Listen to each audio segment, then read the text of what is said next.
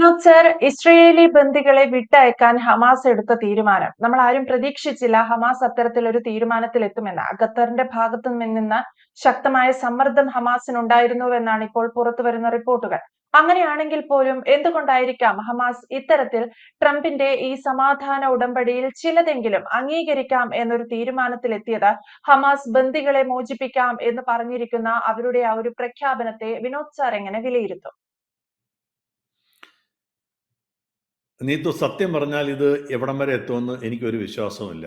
ഒന്ന്, ഇപ്പം നമ്മുടെ കേരളത്തിലെ ആളുകൾ ഹമാസ് ഒരിക്കലും കീഴടങ്ങില്ല, 1000 വർഷം യുദ്ധം എന്നൊക്കെ പറയുമെങ്കിലും ഹമാസിന്റെ പുറത്ത് വല്ലാത്ത പ്രഷറാണ്. ഈ പറഞ്ഞ ഖത്തർ മാത്രമല്ല, ഏറ്റവും വലിയ അവരുടെ പ്രഷർ എന്ന് പറയുന്നത് ഈ ട്രംപിന്റെ വിരട്ടാണ്. ട്രംപ് പറഞ്ഞിരിക്കുന്നത് നമ്മുടെ ഇന്ത്യൻ സമയമാണോ അവരുടെ സമയമാണോ, ഞായറാഴ്ച വൈകുന്നേരം 6 മണിക്കകത്ത് കീഴടങ്ങിയില്ലെങ്കിൽ ഹമാസിന്റെ സർവനാശം നടക്കുമെന്നുള്ള ഭീഷണിയിൽ ഹമാസ് പെട്ടിട്ടുണ്ട് എന്നാണ് ഇപ്പം മനസ്സിലാക്കേണ്ടത്. അപ്പൊ അതായത് ഈ ഒക്ടോബർ നമ്മുടെ 3-ാം തീയതി പുറത്തു വന്ന വാർത്തയാണ് ഈ ഹമാസ് എല്ലാ ഇസ്രായേൽ തടവുകാരെയും മോചിപ്പിക്കാൻ സമ്മതിച്ചു എന്നുള്ളത്. ഈ കഴിഞ്ഞ പല മാസങ്ങളിലായിട്ട് തുടർന്നു വരുന്നിട്ടല്ല, നമുക്കറിയാം 2 വർഷത്തോളമായി ഈ ഗാസ ഇസ്രായേൽ യുദ്ധം. അതിന്റെ മുഖ്യ വിഷയം തന്നെ ഇവരുടെ ബന്ദികളെ മോചിപ്പിക്കുവാൻ ഹമാസ് തയ്യാറാകുന്നില്ല എന്നുള്ളതാണ്. അപ്പോൾ ഈ അമേരിക്കൻ പ്രസിഡന്റാണ്, ഈ ഡൊണാൾഡ് ട്രംപാണ് മുന്നോട്ട് വെച്ച ഈ സമാധാന പദ്ധതി. അത് ഹമാസ് തൽക്കാലം ഭാഗികമായിട്ടെങ്കിലും അംഗീകരിച്ചു എന്നാണ് വാർത്തയുടെ ഉള്ളടക്കം. അപ്പൊ ഈ പദ്ധതി പറഞ്ഞിരിക്കുന്ന പ്രധാന കാര്യങ്ങൾ എന്തൊക്കെയാണ്? എല്ലാ തടവുകാരെയും മോചിപ്പിക്കുക, അതാണ് ആദ്യത്തെ കണ്ടീഷൻ. 2, ഗാസയിലെ, അപ്പൊ അല്ലെങ്കിൽ എല്ലാവരും ഇവരുടെ ഭാഷയിൽ പറഞ്ഞ ഗസയിലെ ഭരണാധികാരം വിട്ടുകൊടുക്കണം. അതായത് അവർ ആയുധം താഴെ വെച്ച് ഭരണത്തിൽ നിന്ന് ഒഴിഞ്ഞു പോകണം. ഇത് ആർക്ക് വേണ്ടി ഒഴിഞ്ഞു കൊടുക്കും എന്നുള്ളൊരു വലിയ ചോദ്യമാണ്. അടുത്തത്, ഇസ്രായേലിന്റെ ബോംബ് ആക്രമണം ഉടൻ അവസാനിപ്പിക്കണം. തുടർ ചർച്ചകൾക്ക് അന്താരാഷ്ട്ര മേൽനോട്ടം സ്വീകരിക്കണം. ഇങ്ങനെയാണ്, ഇത് ഇത്രയുമാണ്. അതായത് ദ്വിരാഷ്ട്ര കോൺസെപ്റ്റാണ് ഇവർ കൊണ്ടുവന്നിരിക്കുന്നത്. ഇതിന്റെ പ്രാധാന്യം എന്ന് പറയുന്നത്, തടവുകാരുടെ മോചനം എന്ന് പറയുന്നത് ഒരു വിശ്വാസം. ബേസിക്കലി ഇസ്രായേലിന് ഇവരെ ഒരു വിശ്വാസവും ഇല്ല, ഹമാസിന് ഇസ്രായേലിനെയും വിശ്വാസമില്ല. ഇതാണ് ഏറ്റവും ഇതിനകത്തുള്ള പ്രതിബന്ധം. അതുകൊണ്ടാണ് ഞാൻ നടക്കുമോ എന്ന് വീണ്ടും സംശയം പറയുന്നത്. ഈ ഹമാസ് ഭരണാധികാരം വിട്ടുകൊടുക്കാൻ തയ്യാറാകുന്നത് ഒരുപക്ഷെ ഈ അന്തരീക്ഷത്തിലെ ഇതിന്റെ സമാധാന അന്തരീക്ഷം കുറച്ചൊന്ന് വർദ്ധിപ്പിച്ചിട്ടുണ്ട്, ഈ മൊത്തത്തിലുള്ള ഒരു സമ്മർദ്ദം ഒന്ന് കുറച്ചിട്ടുണ്ട് എന്ന് വേണം വിചാരിക്കാൻ. അമേരിക്കയുടെ മധ്യസ്ഥ സ്വാധീനവും ശ്രമങ്ങളും ഇപ്പോഴും നടക്കുന്നുണ്ട്. പക്ഷേ ഞാൻ നേരത്തെ പറഞ്ഞ പോലെ ഇതിനകത്ത് ഏറ്റവും വലിയ ഇത് നടപ്പിലാവുമോ എന്ന് എനിക്ക് സംശയമുള്ളതിന് ഒരുപാട് ഭീഷണികളും വെല്ലുവിളികളും ഉണ്ട് ഇതിന്റെ മുന്നിൽ. ഒന്ന്, ഞാൻ നേരത്തെ പറഞ്ഞ പോലെ ഒരു വിശ്വാസമില്ലായ്മയാണ്. അതായത് പരസ്പര വിശ്വാസമില്ലായ്മ. ഈ ഇസ്രായേലും ഹമാസിനും തമ്മിൽ ആഴത്തിലുള്ള അവിശ്വാസമാണ് നിലനിൽക്കുന്നത്. അത് തുടരുകയും ചെയ്യുകയാണ്. ഈ ഓരോ തീരുമാനമെടുക്കുമ്പോഴും മറ്റവർ വഞ്ചിക്കും എന്നാണ് അവസാനം ചിത്രീകരിക്കപ്പെടുക. നമ്മൾ ഇതുവരെയുള്ള സമയം നമ്മൾ നോക്കുകയാണെങ്കിൽ ഹമാസ് പറയുന്നതിനെ ഇസ്രായേൽ വിശ്വസിക്കുന്നില്ല. എന്തെങ്കിലും ഒന്ന് ചെയ്യുമ്പോഴത്തേക്ക് അത് എല്ലാം തവിടുപൊടിയാവും. ഇനി ഹമാസിനുള്ളിലും ഇസ്രായേലി രാഷ്ട്രീയത്തിനുള്ളിലും ഈ കടുത്ത നിലപാട് സ്വീകരിക്കുന്നവരുണ്ട് ഇപ്പോഴും. അതായത് ഹമാസിന്റെ നേതൃത്വം ഇപ്പൊ സമ്മതിച്ചാൽ പോലും അതിനകത്ത് ഒരു വിഭാഗമെങ്കിലും ഇതിനെ ശക്തമായി എതിർക്കും. അതുപോലെ തന്നെ ഇസ്രായേൽ നമ്മുടെ ആളെ പോലെ തന്നെ അവിടെയും. അതായത് ഇസ്രായേലിൽ ഇത് പ്രശ്നം പറയുമ്പം ഇവന്മാർ എന്തായാലും ഇവിടം വരെ എത്തിയില്ലേ, ഇനി ബാക്കി കൂടെ അടിച്ച് പൊടിയാക്കിയിട്ട് നിർത്തിയാൽ മതി എന്ന് പറയുന്നവർ ഇസ്രായേലിനകത്തും ഉണ്ട്. ഇത് 2 സൈഡിലും ഉണ്ടെന്നുള്ളതാണ് പറയുന്നത്. ഈ 2 കൂട്ടരും, ഈ തീവ്ര നിലപാടുള്ളവർ പറയുന്നത് ഇത് അപമാനകരമായ വിട്ടുവീഴ്ചയെന്നാണ്. അങ്ങനെ അവർ പറഞ്ഞ് അതിനെ തടസ്സപ്പെടുത്താനുള്ള ഒരു ശ്രമം നടന്നേക്കാം എന്ന് ഞാൻ സത്യം പറഞ്ഞാൽ പ്രതീക്ഷിക്കുന്നു. ഇനി അടുത്ത, ഈ ഇറാൻ പോലുള്ള ഇതിനകത്ത് പെടാത്ത പുറം ശക്തികളുണ്ട്. ഇറാനുണ്ട്, ഹിസ്ബുള്ളയുണ്ട്.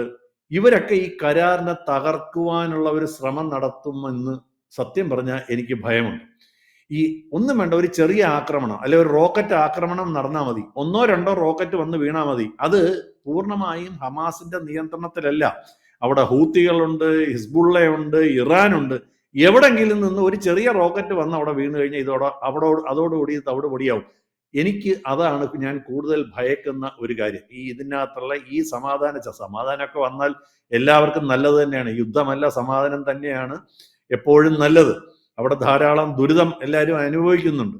പക്ഷേ ഇതിനെ ഇത് എല്ലാവർക്കും ഈ സങ്കല്പം ഇല്ല എന്നുള്ളതാണ്. കേരളത്തിലുള്ളവർക്ക്, മലയാളികൾക്കും ഒക്കെ, ഇന്ത്യക്കാർക്കൊക്കെ ഉണ്ടെന്ന് പറഞ്ഞിട്ടൊന്നും ഒരു കാര്യമില്ല. ഇതിനെ എപ്പോഴും അട്ടിമറിക്കാനും ശ്രമങ്ങൾ നടക്കുക. അത് നമ്മൾ കാത്തിരുന്ന് മാത്രമേ കാണാൻ പറ്റൂ. മറ്റൊരു വലിയ പ്രശ്നമുണ്ട്. ഈ ഗാസയിലെ പുനർനിർമ്മാണം എന്ന് പറയുന്നതും വലിയൊരു പ്രശ്നമാണ്. അവിടെ വീടുകൾ തകർന്നിരിക്കുകയാണ്, ആശുപത്രികൾ തകർന്നിരിക്കുകയാണ്, റോഡുകൾ തകർന്ന നിലയിലാണ്. ഈ പുനർനിർമ്മാണത്തെക്കുറിച്ചൊരു ശരിയായ ധാരണ ഉണ്ടാകാത്തിടത്തോളം കാലം സമാധാനം ശാശ്വതമായി നിലനിർത്തുക എന്ന് പറയുന്നത് വലിയ പ്രശ്നമാണ്. അതും ഇതിന്റെ മുന്നിലുള്ള ഒരു വലിയ വെല്ലുവിളിയാണ്.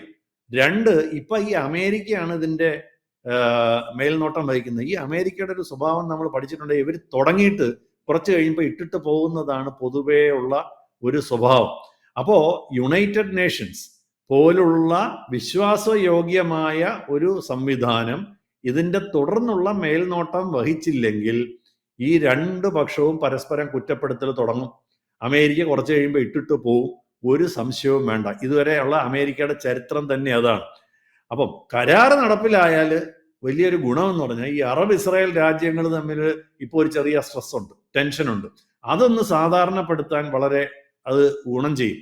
ഇനി പരാജയപ്പെടുകയാണെങ്കിൽ ലെബനൻ, സിറിയ, ഇറാൻ വഴി പുതിയ സംഘർഷങ്ങൾ തുടങ്ങാനുള്ള എല്ലാ സാധ്യതകളുമുണ്ട്. വീണ്ടും എണ്ണവിലയിൽ അസ്ഥിരത വരാം. ഇനിയിപ്പോൾ ഇന്ത്യയുടെ കാഴ്ചപ്പാടെന്ന് പറഞ്ഞാൽ ഇന്ത്യക്ക് എന്താണ് പ്രസക്തി? മലയാളികളുടെ അല്ല പറയുന്നത്, ഇന്ത്യയുടെ പ്രസക്തി. മലയാളി മാധ്യമങ്ങളുടെ സങ്കല്പമല്ല ഞാൻ പറഞ്ഞു. ഇന്ത്യയുടെ കാഴ്ചപ്പാട്, നമുക്ക് ധാരാളം പ്രവാസികൾ അവിടെയുണ്ട്. അതായത് മലയാളികളായിട്ടുള്ള പ്രവാസികൾ ഗൾഫിൽ, ഇസ്രായേലിലൊക്കെ ലക്ഷക്കണക്കിനുണ്ട്. ഇവർക്ക് കൂടി ഈ സമാധാനം വളരെ പ്രസക്തമാണ്. കാര്യം എന്ന് പറഞ്ഞാൽ ഇവിടെ അസ്ഥിരത ഉണ്ടാകുന്നിടത്തോളം ഇത് എപ്പോൾ വേണമെങ്കിലും ഇത് ഇൻഫ്ലെയിമബിൾ ആവാം, അല്ലെങ്കിൽ അടുത്ത സ്ഥലങ്ങളിലോട്ട് പടരാം. അത് നമ്മൾ ഇന്ത്യക്കാർക്ക്, ഇൻക്ലൂഡിങ് മലയാളികൾക്ക്, അത് വലിയൊരു പ്രസക്തമായ കാര്യമാണ്. അപ്പൊ അതുകൊണ്ട് അവരുടെ സുരക്ഷ ഉറപ്പാക്കാൻ എപ്പോഴും ഈ ഇസ്രായേൽ ഹമാസ് സമാധാനം ഉണ്ടാകുന്നത് തന്നെയാണ് നല്ലത്. മാത്രമല്ല, നമ്മൾ ഇന്ത്യ എന്നും ഈ 2 സ്റ്റേറ്റ് നേഷൻ സൊല്യൂഷൻ എന്ന് പറയുന്നത്, അതായത് ദ്വിരാഷ്ട്ര സംവിധാന പരിഹാരം ആണ് ഇന്ത്യ എപ്പോഴും പറഞ്ഞിരിക്കുന്നത്. അതായത് പാലസ്തീൻ ഉണ്ടാകുക, ഇസ്രായേൽ ഉണ്ടാകുക, അവർ പരസ്പരം ഒരു ധാരണയിൽ അയൽവക്കക്കാരായിട്ട് കഴിയുക. ഇതാണ് ഇന്ത്യയുടെ നയം. അപ്പൊ നമ്മൾ ഇതിനെ പിന്തുണയ്ക്കുന്നുണ്ട്. കാര്യം എന്ന് പറഞ്ഞാൽ ഈ ഒരു ശാന്തിയുടെ പാതയെ പിന്തുണയ്ക്കുന്ന രാജ്യമാണ് ഇന്ത്യ എന്നുള്ള ഒരു മുഖച്ഛായ ഇന്ത്യക്ക് അതുകൊണ്ട് തന്നെ എപ്പോഴും ഉണ്ട്. ഇനി നമുക്ക് മറ്റൊരു കാര്യം എന്ന് പറയുന്നത് നമ്മുടെ ഊർജ്ജ സുരക്ഷയാണ്. അതായത് ഇന്ത്യയുടെ എണ്ണയുടെ ഇറക്കുമതിയുടെ വലിയൊരു വിഹിതം മിഡിൽ ഈസ്റ്റ് ഭാഗത്ത് രാജ്യങ്ങളിൽ നിന്നാണ്. ഈ യുദ്ധവിരാമം വന്നു കഴിഞ്ഞാൽ തന്നെ ഓയിൽ വില കുറയും. അതും നമുക്ക് വലിയൊരു അഡ്വാൻറ്റേജ് ആണ്. അതുപോലെ തന്നെ ഒരുപക്ഷെ എൻ്റെ അടുത്ത് ഇതിനകത്ത് ഏറ്റവും വലിയ അപകടം മാത്രം ഞാൻ പറയാം, ഒരു കാരണവശാലും ഇന്ത്യ അവിടുത്തെ ഒരു UN സമാധാന സേനയായിട്ട്, സാധാരണ സ്ഥിരം ഇന്ത്യ UN സമാധാന സേനയിലോട്ട് കോൺട്രിബ്യൂട്ട് ചെയ്യാറുണ്ട്. പക്ഷെ ഈ ഒരു സ്ഥലത്തേക്ക് ഇന്ത്യ പോകുന്നത് വളരെ സൂക്ഷിച്ചു വേണം. അങ്ങനെ ഒരു സാഹചര്യം വന്നാൽ അത് പാകിസ്ഥാനോ ഇന്തോനേഷ്യ ഒക്കെ ഇതിനകത്ത് ഓഫർ ചെയ്തിട്ടുണ്ട്, അവർ പൊക്കോട്ടെ. കാരണം എന്ന് വെച്ചാൽ ഇത് വളരെ വൊളാറ്റൈലോട്ടൊരു സാധനമാണ്. പണ്ട് നമ്മൾ ശ്രീലങ്കയെ രക്ഷിക്കാൻ പോയി അവസാനം LTTയുമായിട്ട് യുദ്ധം ചെയ്യേണ്ടി വന്നത് നമ്മുടെ രാജീവ് ഗാന്ധിയെ വധിക്കാനുണ്ടായ സാഹചര്യമൊക്കെ നമ്മൾ മറക്കാൻ പാടില്ല. അപ്പൊ അവിടെ ചെന്നൊരു സമാധാന സേനയുടെ ഭാഗമായിട്ട് ഇന്ത്യ ഒരിക്കലും പോകാൻ പാടില്ല എന്നുള്ളതാണ് അല്ലാത്ത അത് പുറത്തു വന്നിട്ടുള്ള എന്ത് മധ്യസ്ഥ വേഷവും നമുക്ക് സ്വീകരിക്കാം, അതിനത് കുഴപ്പമില്ല. എന്തായാലും ഈ 2025 ഞാൻ പറഞ്ഞത്, ഈ ഒക്ടോബർ കഴിഞ്ഞ ദിവസം പുറത്തു വന്ന ഈ വാർത്ത മധ്യപൂർവേഷ്യൻ രാഷ്ട്രീയത്തിൽ ഒരു വലിയ തീരുമറിയുടെ അല്ലെങ്കിൽ ഒരു മാറ്റത്തിന്റെ തുടക്കമാകാം എന്നുള്ളത് സത്യമാണ്. പക്ഷെ ഈ കരാർ നടപ്പിലാക്കി എടുക്കുക എന്ന് പറയുന്നത് പ്രത്യേകിച്ച് ഹമാസും ഇസ്രായേലും ആയതുകൊണ്ട് അത് അത്ര എളുപ്പമുള്ള നിലപാടല്ല. രണ്ടുപേർക്കും കടുത്ത നിലപാടുകളുണ്ട്. പുറം ശക്തികളുടെ ഇടപെടലുകൾ അവിടെ ഉണ്ടാകാനുള്ള എല്ലാ സാധ്യതകളുമുണ്ട്. നമ്മൾ ഇറാനെ സൂക്ഷിക്കണം, ഹിസ്ബുള്ളയെ സൂക്ഷിക്കണം, ഹൂത്തികളെ സൂക്ഷിക്കണം. ഇവർക്കൊന്നും യുദ്ധം അവസാനിക്കാൻ താല്പര്യമില്ലാത്ത ആളാണ്. അതാണ് ഇതിന്റെ ഏറ്റവും വലിയ പ്രശ്നം. അപ്പൊ ഇവരിടയ്ക്ക് കൊണ്ട് ഒരു റോക്കറ്റ് ഇട്ടാലും പണി വാളും എന്നുള്ളതാണ്. എന്തായാലും ഗാസയിലെ കുഞ്ഞുങ്ങളുടെയും സ്ത്രീകളുടെയും എങ്കിലും ജീവൻ വളരെ പ്രധാനപ്പെട്ടതാണ്. അവർക്കുള്ള ഭക്ഷണവും ആശുപത്രി സൗകര്യങ്ങൾ എത്രയും വേഗം കിട്ടുന്ന ഈ ഒരു സമാധാന ചർച്ച നിലവിൽ വന്നാൽ അത് സാധ്യമാകുമെങ്കിൽ അതൊരു വലിയ നല്ല കാര്യം എന്ന് മാത്രമാണ് തൽക്കാലം ഇപ്പൊ പറയാനുള്ളത്. നല്ലത് സംഭവിക്കുമെന്ന് നമുക്ക് പ്രതീക്ഷിക്കാം. വ്യക്തിപരമായി പറഞ്ഞാൽ പഴയ ചരിത്രവും ഇവരുടെയൊക്കെ സ്വഭാവം വെച്ചിട്ട് ഇത് നടക്കാനുള്ള അല്ലെങ്കിൽ ശാശ്വതമായി നിലനിൽക്കാനുള്ള സാധ്യതയെ ഞാൻ ചെറിയ സംശയദൃഷ്ടിയോടുകൂടിയാണ് കാണുന്നത്. അതാണ് എനിക്ക് വിനോദ് സാർ പറഞ്ഞതുപോലെ എത്രത്തോളം ഹമാസ് ഈ പ്രഖ്യാപിച്ചിരിക്കുന്ന കാര്യം അവർ പ്രാക്ടിക്കൽ ആക്കാൻ സാധ്യതയുണ്ട് എന്നതൊരു ചോദ്യം തന്നെയാണ്. അത്തരം ആശങ്കയാണ് പലരും പങ്കുവയ്ക്കുന്നതും. എന്തായാലും ബന്ദികളെ മോചിപ്പിക്കാം എന്നാണ് നിലവിൽ ഹമാസ് പറഞ്ഞിരിക്കുന്നത്. ജീവിച്ചിരിക്കുന്നതോ മരിച്ചവരോ ആയി ഹമാസിന്റെ കയ്യിൽ എത്ര ഇസ്രയേലി ബന്ദികളുണ്ടോ അവരെയൊക്കെ മോചിപ്പിക്കാമെന്ന് ഹമാസ് പറഞ്ഞിട്ടുണ്ട്. അമേരിക്കയുടെ ട്രംപിന്റെ സമാധാന ഉടമ്പടിക്ക് ഹമാസ് ഇതാ ഒടുവിൽ സമ്മതം പറയുന്നു. തുടക്കത്തിൽ നമ്മൾ പറഞ്ഞതുപോലെ ഖത്തർ ഉൾപ്പെടെയുള്ള ലോകരാജ്യങ്ങളുടെ അല്ലെങ്കിൽ ട്രംപിന്റെ തന്നെ ഭീഷണി അത് ഉയർത്തുന്ന ഒരു സമ്മർദ്ദം ഹമാസിന് താങ്ങാവുന്നതിലും അപ്പുറമാണ്. ഏറ്റവും ഒടുവിൽ എവിടെ ചെന്ന് അഭയം പ്രാപിക്കും എന്നതും ഹമാസിന് ഒരു ചോദ്യചിഹ്നമാണ്. അതിലൊക്കെ അവർ എത്തിയിരിക്കുന്ന ഒരു ഉത്തരം എന്ന് പറയുന്നത് ട്രംപിന്റെ സമാധാന ഉടമ്പടിയിൽ ചിലതെങ്കിലും അനുസരിക്കുക എന്നതാണ്. എന്തായാലും വ്യക്തമാണ്. Thank you Vinod sir. കൂടുതൽ വാർത്തകളും വിശേഷങ്ങളും നിങ്ങളിലേക്ക് എത്താൻ ABC മലയാളം സബ്സ്ക്രൈബ് ചെയ്യുക, ബെൽ ബട്ടണും അമർത്തുക.